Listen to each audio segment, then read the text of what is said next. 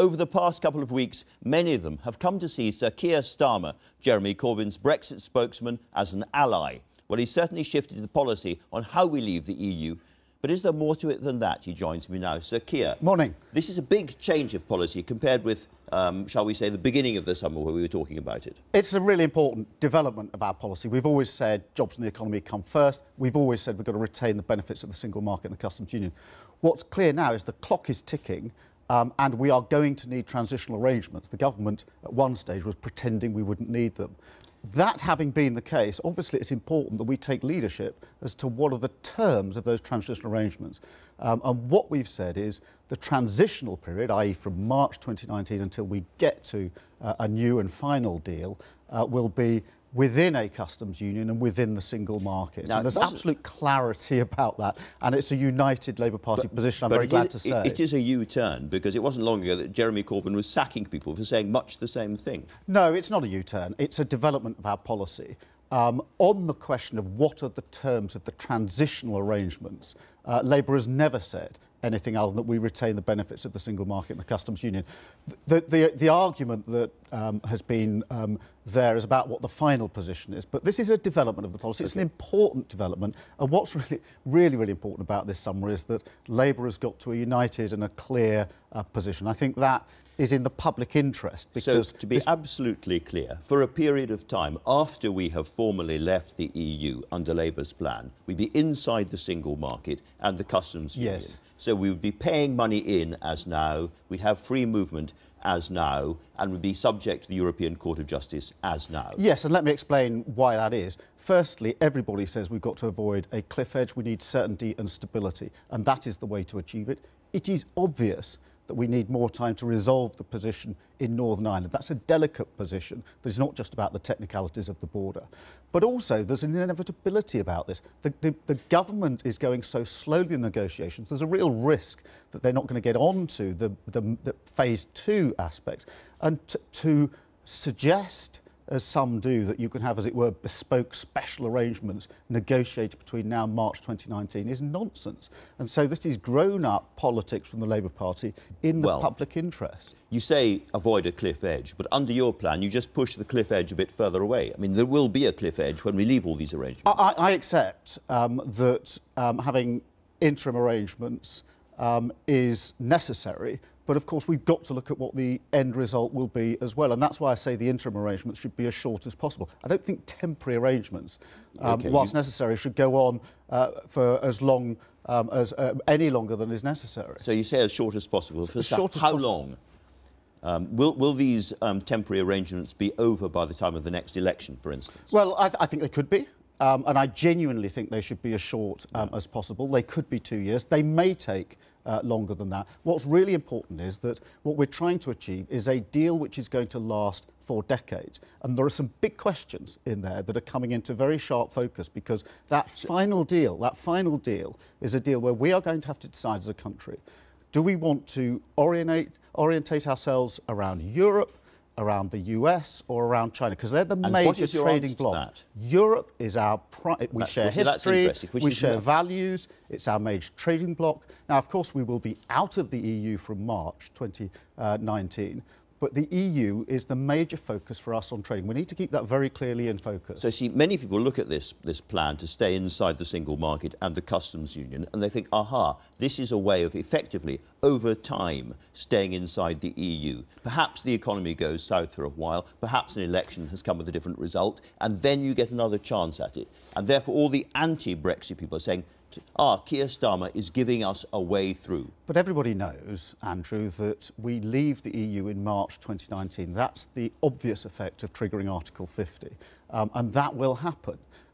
The transitional measures are between that point and reaching a final, we say, positive partnership with Europe that recognises that Europe is our major trading partner. But under your new plan, we are inside the single market and the customs union. We're paying in, we're under the ECJ and all the rest of it. It will feel very much as if we are still inside the EU, except we won't have votes.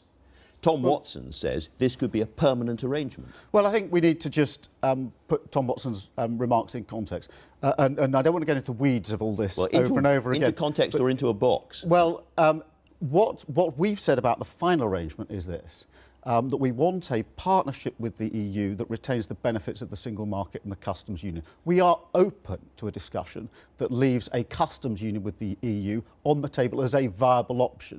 We haven't swept it off the table. This could be permanent. We haven't swept that off the table. A customs union with the single with the EU, and a changed relationship with the single market. Because if you want to retain the benefits, you've got to be open to that discussion. We're not sweeping it off the table. Okay. When you say a customs union with the EU and not the customs union, what do you mean? Well, that's just because to be in the customs union, you must be an EU member, and therefore anything other than that is a customs union. But we could replicate virtually exactly the situation now. We could attempt to have an arrangement which delivered the benefits of the customs union that we now have through a customs union, and that is something which we think should be a viable end goal. And if we are virtually inside the single market for the long term, what needs to change for that to be possible? Well, I think there are issues, as I've always said, about freedom of movement. There are wider issues than that. But on freedom of movement, and this question of is it going to be a freedom of movement during the transitional period, the government's commissioned, as you know, a review of immigration. That review's not even going to report until well into next year. The chances of a brand new immigration policy by March 2019 are zero.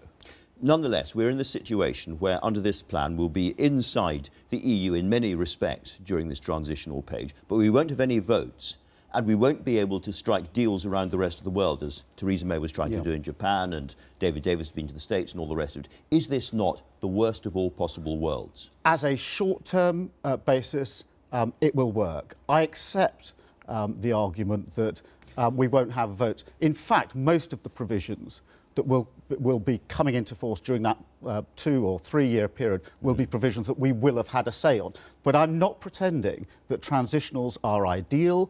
They are necessary, but they should be as short as possible. Absolutely crucial question. Are you saying that we could stay inside the single market for the long term? Could? I'm saying we should have we should have as a viable option a changed relationship with the single market that delivers the benefits of the single market. Full membership, the membership we have now, is there because we're an EU member. We can't be full members. We are leaving the EU in March 2019. The question is, can we have a construct and arrangement which truly delivers the benefits of the single market? And that's what we're focused on. OK, now let's turn to the parliamentary arguments, because you have written a letter to David Davis which sets out a whole series of objections you have to the Great Repeal Bill, as it's being called. Yeah, well, it's a very, very wide-sweeping bill. The idea of converting EU law into our law is right, but the way the government's gone about it is completely wrong. They want sweeping powers that effectively take powers from Brussels and put them into the hands of ministers. This is the so-called Henry VIII. Well, Henry VIII, I mean, I'm sure many people won't necessarily know what Henry VIII built, but Henry VIII didn't much like Parliament, and therefore he issued proclamations which could amend legislation. And ever since then, the use of these sorts of powers has been highly controversial. What this bill has is the power to make delegated legislation that actually can change primary legislation without Parliament having the usual scrutiny over it. Now, that's really, really important, because you could entrench important EU rights on Monday and take them away on Tuesday without primary legislation. Now, the David Davis of old wouldn't have had much to do with that. What they say, on the other hand, is that to avoid the cliff edge, to avoid chaos, so business and everybody else knows where we are, you have to wholesale take all those EU regulations and pass them into British law. And essentially, this is what this bill is doing. And if you destroy this bill, if you defeat this bill in the House of Commons, we are in a completely chaotic situation. This is not about frustrating the process. It is not giving the government a blank cheque to pass powers into the hands of ministers. And even when it comes to transitional measures, the bill makes clear that the role of, for example, of the European Court of Justice will be extinguished. We might say, well, that's consistent with leaving, but it puts the date of extinguishing into the hands of the Secretary of State, not Parliament. These are very, very wide powers, and we can't just give a blank cheque to the government. There's one question. I'm sorry, we can't go through all of your objections, because there's 6 of them in 60. If David Davis sits down with you but does not accept all your points, are you definitely going to vote against this bill? We have said that I flagged these points up at the beginning of the summer and said if you don't address them, we will be voting against it. Now, we haven't reached that stage yet, but I've been very, very clear. whilst we accept the result of the referendum, we are not giving a blank cheque to the government to do it in whichever way it wants, because it's not in the public interest. For those many people inside the Labour Party who dream perhaps of Brexit being properly reversed and are staying inside the EU, we're now in the situation with this new change in policy whereby we might stay pretty much inside the single market and the customs union, according to Tom Watson, long term. What's your message to them? We have always said we accept the outcome of the referendum. We want a progressive partnership going forward. Somehow we have to come up with arrangements which properly reflects the vote but brings the country back together. And that's about big ticket items, which is what is your basic trading relationship with Europe, and what else can you do with the rest of the world, and how do you collaborate and cooperate more widely? You're going to be fighting on the floor of the House of Commons, not just on the so-called Henry VIII powers, but many other issues. Do you have Tory support? Well, there are many Tories who I think are very concerned about the position that the government finds itself in, which is pretty shambolic. There's very slow progress in the negotiation. And I think some of them this summer will be looking across the Labour Party and thinking, well, they've got a clearer, more coherent position than we have now. It's going to be a very interesting few weeks. It Keir certainly Starmer, is. thank you very much.